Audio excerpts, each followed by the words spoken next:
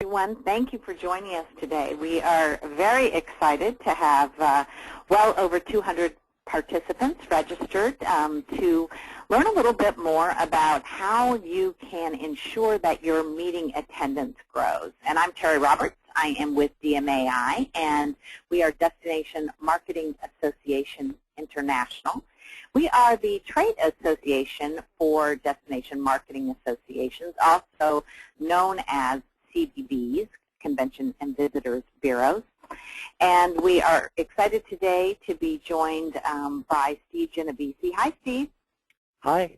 And Steve is the Senior VP of Sales for the Austin Convention and Visitors Bureau. And Steve has a great hospitality background with over 27 years of progressive sales and marketing experience with not only obviously Austin, but was previously with the Chattanooga, Tennessee CVB, and spent over 18 years with Marriott Hotels. So Steve brings a wealth of experience and I think some really great insight into this topic. And also joining Steve on the call from his bureau are Linda Atkins, and she is their Director of Convention Services, and Katie Cook, who is with their interactive marketing area. And I think it's interesting to note that that interactive marketing area exists and primarily to help planners drive attendance promotion. So Steve will dive into that.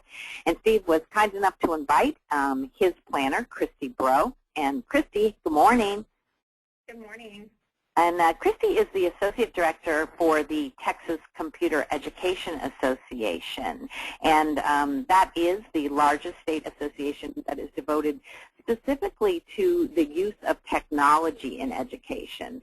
And Christy is responsible for the TCEA annual convention, which brings together over 13,000 attendees for a 5-day event and over 400 sessions and 100,000 square feet of exhibit space. So, Christy, I know that you're active in the Central Texas chapter of IAEE and currently serving as their chair. So we really appreciate you taking your time this morning to be part of this panel discussion.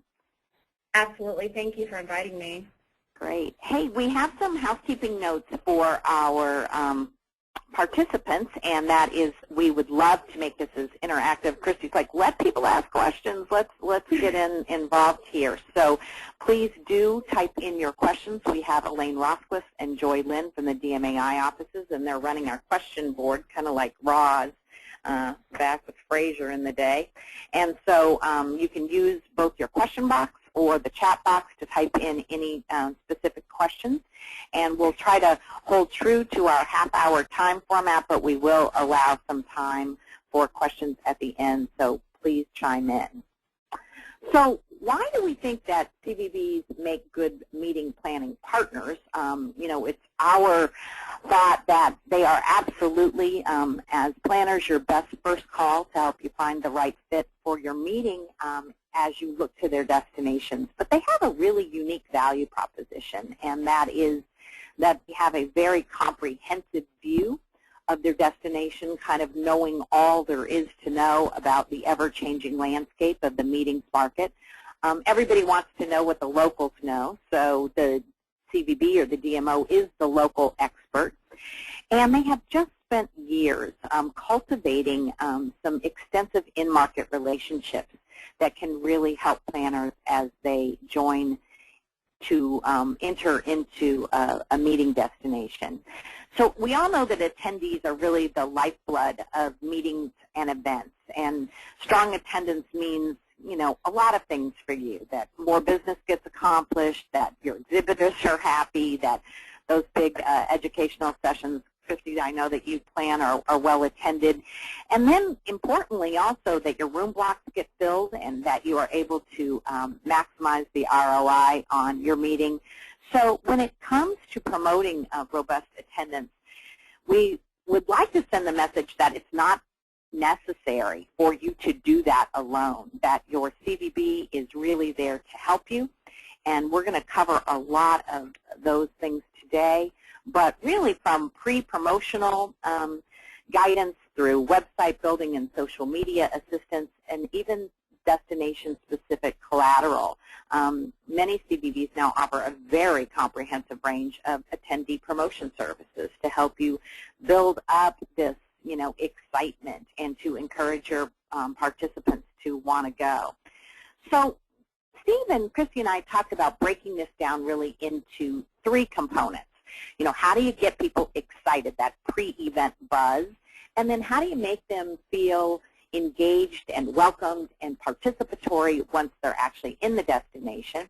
And then I had kind of separated out, how do CVBs help you in the digital realm. And Christy, I think this is where you gave me some great insight of saying, hey, this isn't a separate category anymore, that the digital realm is greatly enhanced and integral to all parts of planning and growing attendance. So let's start then, if we can, by talking about creating pre-event buzz. So I know, Christy, as a planner, you have to do a little bit more than build it and they will come, but I know you can get bogged down in building it. So how can a planner get attendees really excited about future meetings from your perspective? Well, I think now it's more than just promoting attendance. You have to really excite the audience and give them more than just the education and networking reason to attend. I mean, you have to create an experience. You have to give them reasons to advocate to attend. If you don't make your meeting sound interesting and exciting, you're going to miss a big chunk of potential attendees. Some events and some associations, they're in a great place where they're the only source or the main source for education and continuing education hours. But others may have to compete for participants' limited time and funding. This is where I suggest personally leveraging the CVB to enhance your efforts and possibly alleviate some of your to-do list. Just as you mentioned in some of your intro slides, is the CVB is there to partner with you. So my suggestion is, first things first, find out what every CVB offers. Each of them will have a list that varies, and some own in on a specific uniqueness of the destination.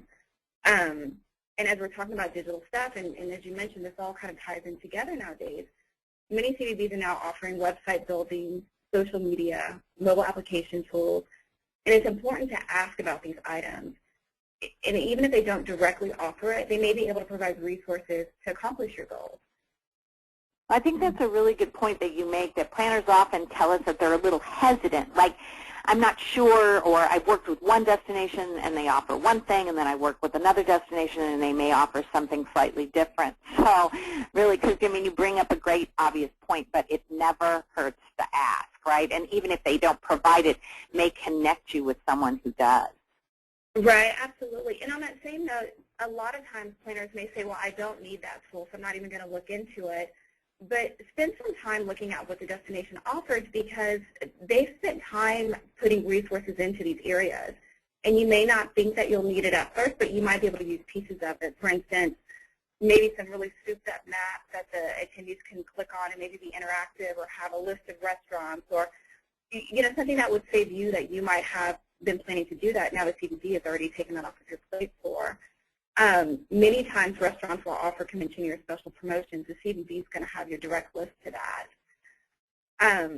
Or two, like for us, we have our own mobile application. So when a CVB says, well, we can help with this part of it, instead of just saying, no, we won't use it, instead we look at how can we leverage that. And one specific instance, in Austin in this case, they were able to provide a complete list that my app provider was able to completely download into my app.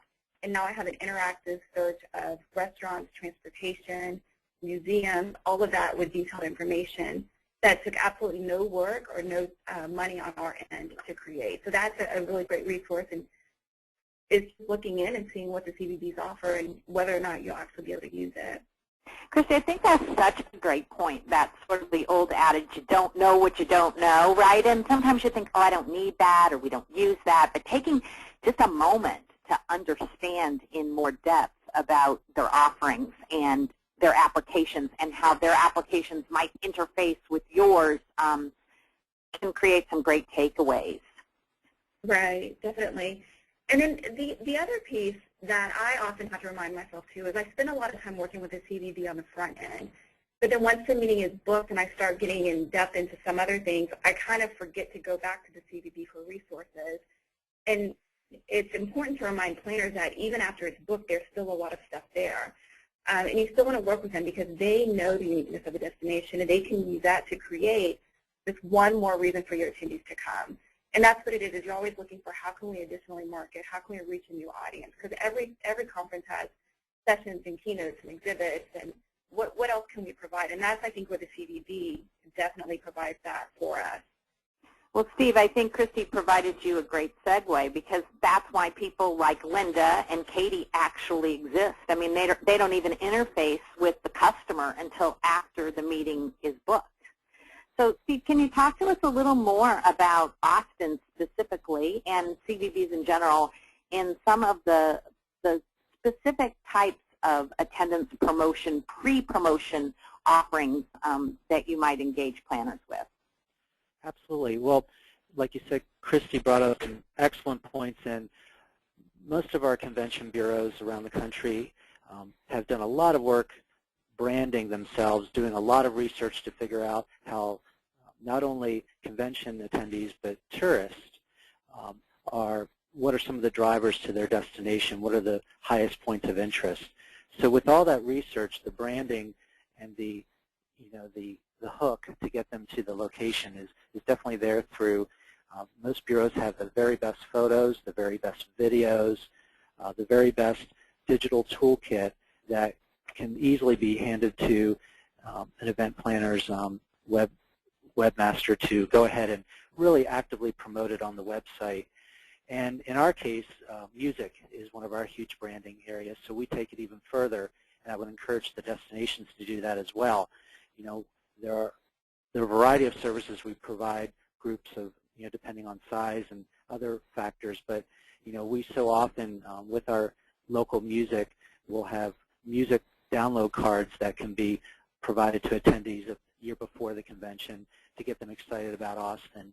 Again, video is really transforming, where you can do a lot of things tailored to that specific group and use those assets from the destination to make it a much more tailored to the group. So you can do things in-house as well, and the Bureau can provide that kind of B-roll and footage.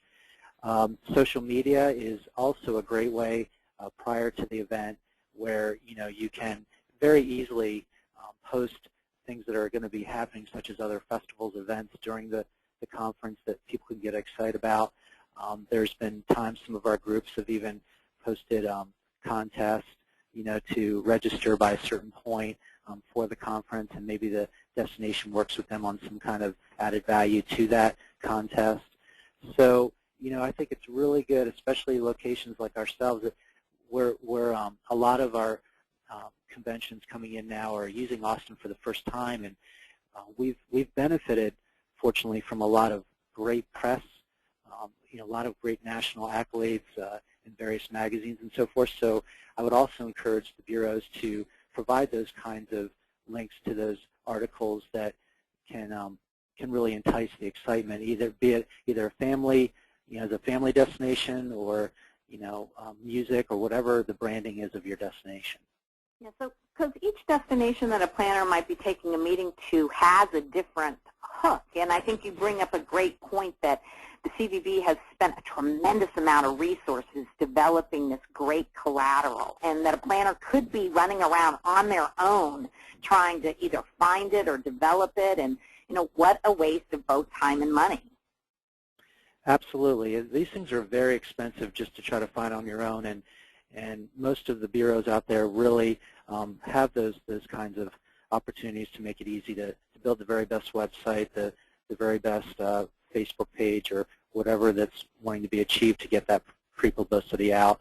And so with that, in some cases we've even had groups that, because of our live music branding, they've even taken advantage of having some live Austin music provided, at their event, ahead of time to get that excitement. So some groups have even taken advantage of working that kind of a situation out. But again, any bureau and any group of any size can really tag on to various levels of that branding to get that excitement going. Steve, what about the personal touch? What about actually meeting the face of the destination and getting some of your staff, like Linda and yourself, involved in the prior year's meeting? What's entailed in you actually, having to be present at a future meeting? There are those occasions, that, especially of many of our larger groups that have a variety of facets to their convention, be it convention center, hotels, off-site venues, where it really makes a lot of sense to actually meet the key exhibitors, attendees, the board, at the prior event, and really get some excitement going about the city. And I always, again, firmly believe that if we can be a part of that general session, pre or post, with some kind of a great video showcasing the destination, that's a home run. But also, we have participated at near registration areas for the conference, where as people are getting ready for the conference, they can also hear more about the actual where the location is going to be the next year. So we can answer a lot of those questions, and planners, we work with them on some of those occasions when they have kind of multiple needs for their conference. All right. Well, so good information there from both. I think Christy pointing out that you need to take the time to ask. You need to really look into things that you may not even think on the front end that you might be interested in. And then Steve, you're really driving home that point that there's a tremendous amount of resources that you've spent, a tremendous amount of dollars, putting together, and that planners have an opportunity to, link to those vis-a-vis you. So, all right, Christy, now what about ratcheting up the excitement as attendees arrive in the destination and, taking the fear factor out of, actually attending? I think you mentioned to me when we were talking before that, attendees, as they become more comfortable, they spread out. And you mentioned to me something I want you to talk about, which is creating that whole sense of community within your attendees. So how do you get that going on site? Well, some of it, too, leads even pre-conference. And this came back to something that was just said about there's always some sort of festival or concert or a local winery nearby. And what we try to do is to get our attendees to engage with each other and kind of create that community beforehand. So, for instance, we'll start a discussion on Facebook or Twitter or whichever social media outlet is being used. Are you going to the Food Lovers Festival after the convention? And then let them kind of talk about it. And then a lot of them will get together as a group and just go. And it's something that's not facilitated by us, but we're able to do that. And how do you benefit? How do you think that benefits your association? Well, see, a lot of times things like that don't directly benefit or meet your mission. But what you're doing is creating an experience for these people. So they remember your event associated with a really good time. So when it comes up for next year, it's going to be on their calendar to attend because they had a really great time. Not just a great time, but they also made a lot of great new contacts. And that's one of the main reasons of face-to-face events is the networking. Right, so really those relationships that might happen at a venue, even really off-site, create a connection or a sense of community that they come back for. Absolutely, absolutely. That's cool. What else? Well, you definitely want to reach out to your CVB to see how they can support you on site. And a lot of times they'll have your brochures, your maps, and all of that stuff, but definitely see what else they can do. Sometimes they'll send somebody out who can really help. Especially thinking that you've got a huge chunk of time that's dedicated to just free time, or if a destination isn't easily walkable, maybe they'll send somebody down to make it more friendly to access, kind of give them the guidance that they need to get around. They can help you to kind of figure out what's hot and what's new. Absolutely. Again, kind of tapping into that local expertise, right? Having that ability to really go, hey, here's something off the beaten path. Let's get your people excited about that. Right.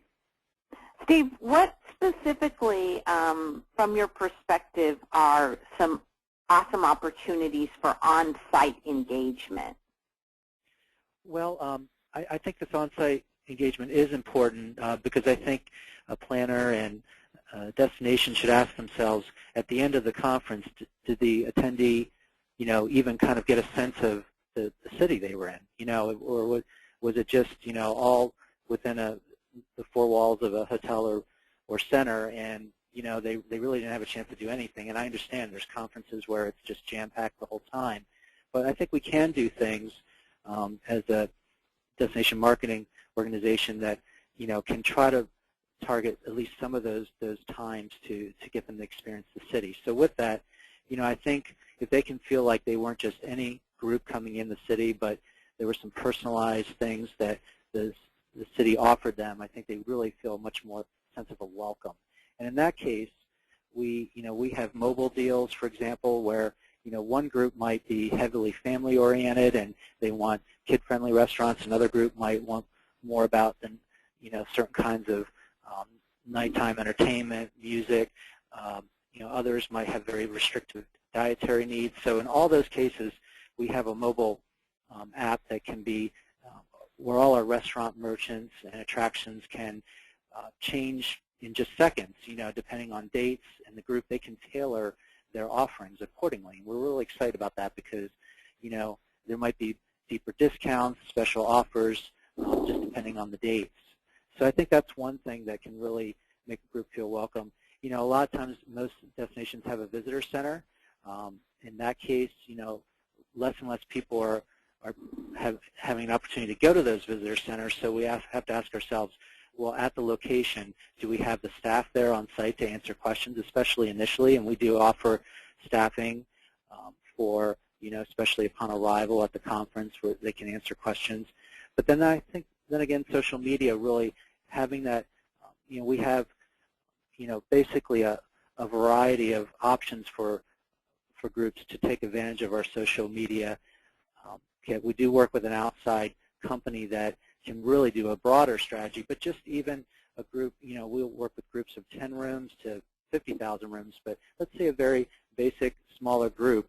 We have just basic social media offerings we can provide on site, talking about, what's going on in, that day, and, take advantage of getting those attendees to see what's actually happening in the city through real-time social media right then and there. So that's been very helpful. And then finally, again, in our case, reinforcing the branding. Again, we've kind of promised them this is what they're going to get when they come in the city, and then when they get here, do they get that sense? And, with us, we have a, because of our branding of live music, we actually have a full-time person on staff that does nothing but book bands for groups. She, I think, did over 350 band groups last year.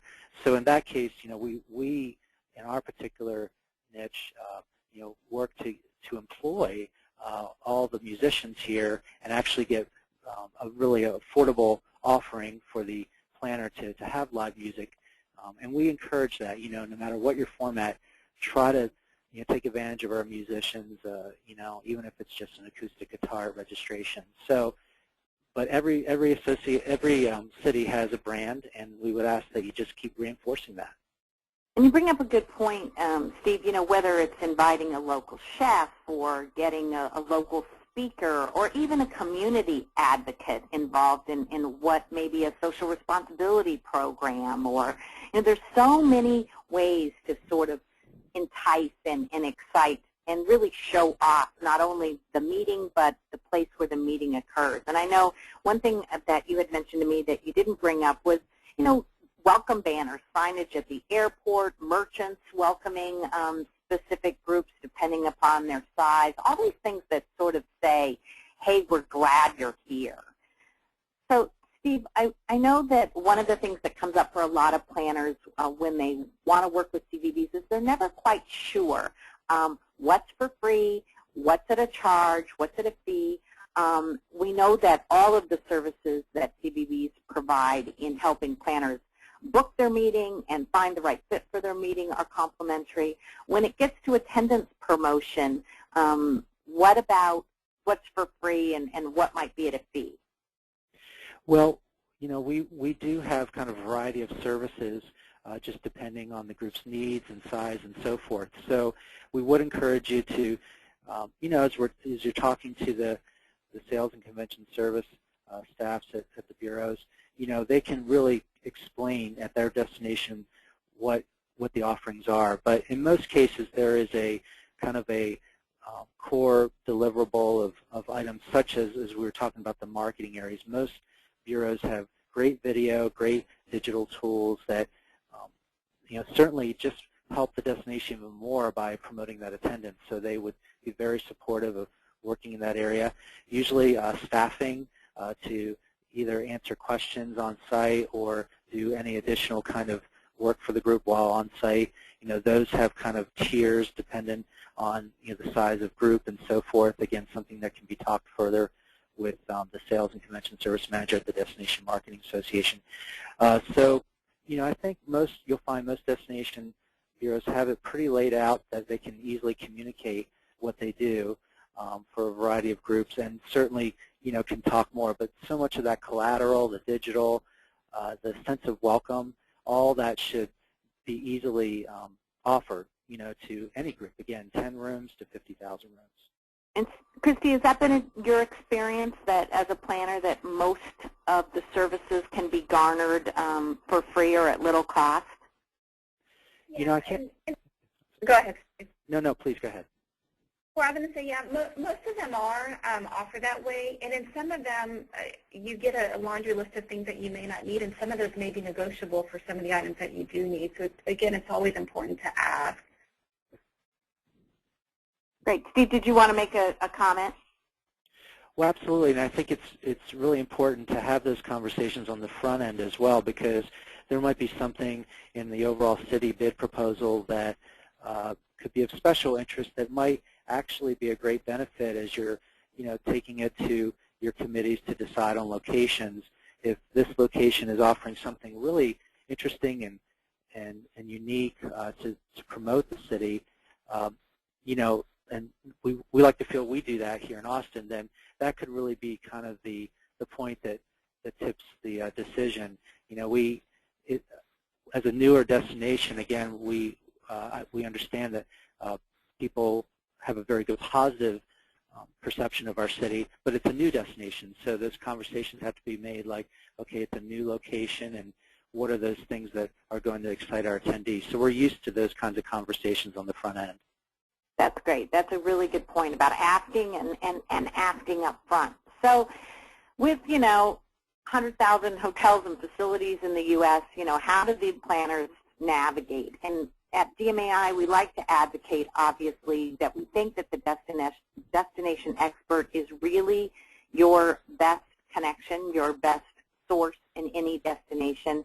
And we'd also like to guide you, for those of you who are not aware, to our website, empowerMINT.com. And empowerMINT allows planners to be able to easily search and compare multiple destinations, and to even be able to submit one RFP to several cities that they are considering at the same time, and then to come back and manage a profile that even allows them to check their post-event reports or the histories that are collected by convention and visitors bureaus across the United States.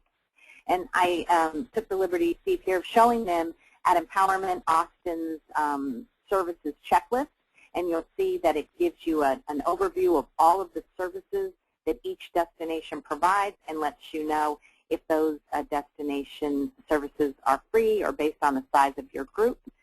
And this shows planners a registered planner at empowerMINT, and it's free to register and free to offer any RFPs or any inquiries on the site. You can also check your history, and there shows what that would look like in your profile if you actually had a meeting that had been held in a destination and you wanted to check your post-event report for accuracy.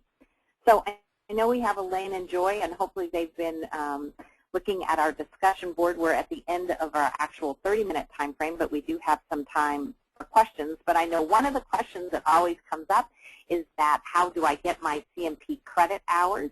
So this session is eligible for a 30-minute award, and it has been previously approved, and all you need to do as a planner is print your registration confirmation and simply list on your course detail. So Elaine and Joy, do you have any questions that Steve or Christy might be able to address? Yes, Terry, this is Elaine. Hi there. The first question that we think is a good one for either Christy or Steve is which social media, in your opinion, of course, which social media channel is the best, do you think, to use to create that pre-event buzz? If you have an opinion on that, that is. I'll let Christy answer. Yeah.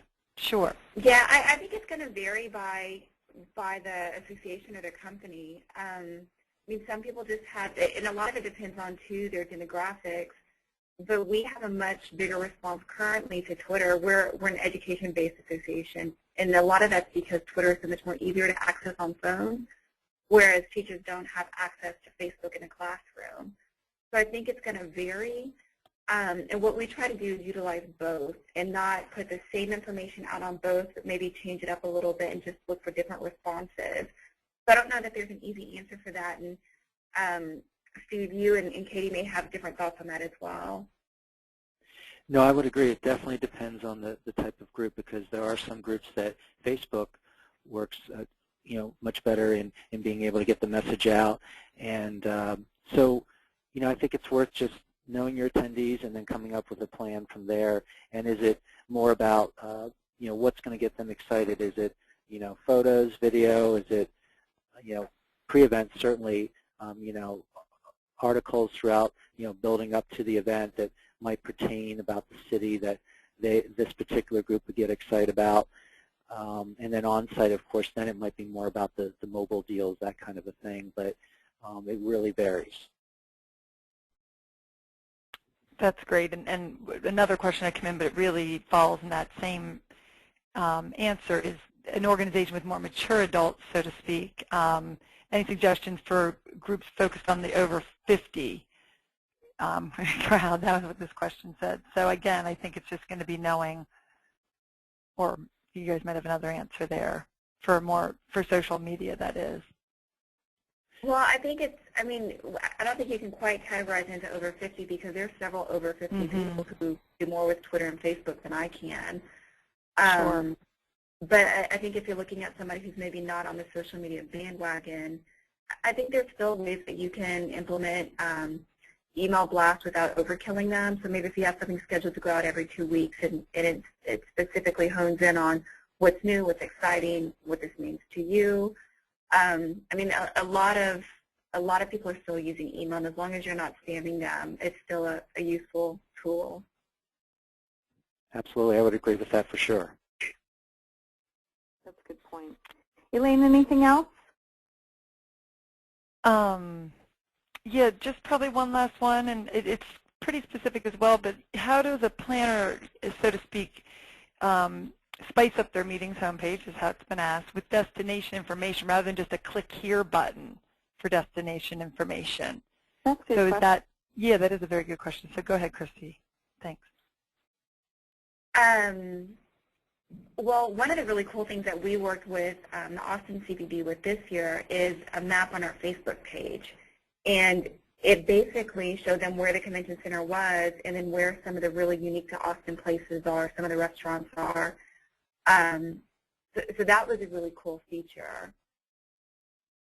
Absolutely. I think so much can be, tailored to the group, which is really important. So, for example, if we had photos, content already, ready to go for a particular group, wouldn't it be great if there was a local attendee, for example, that, had some kind of insight or comment about their city that could, make it a little more interesting, be more like a local.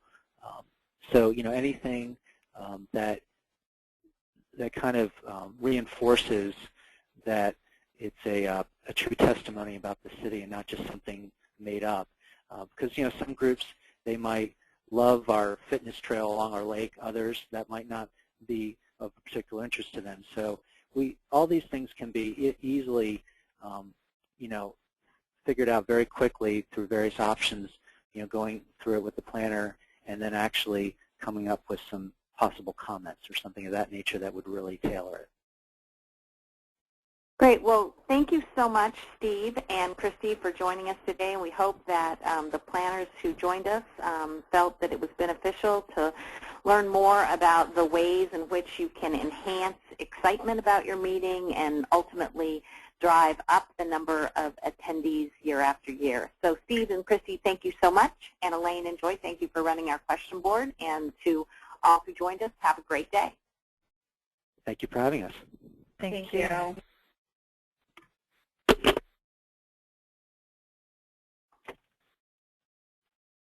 The organizer has ended the session, and this call will be disconnected.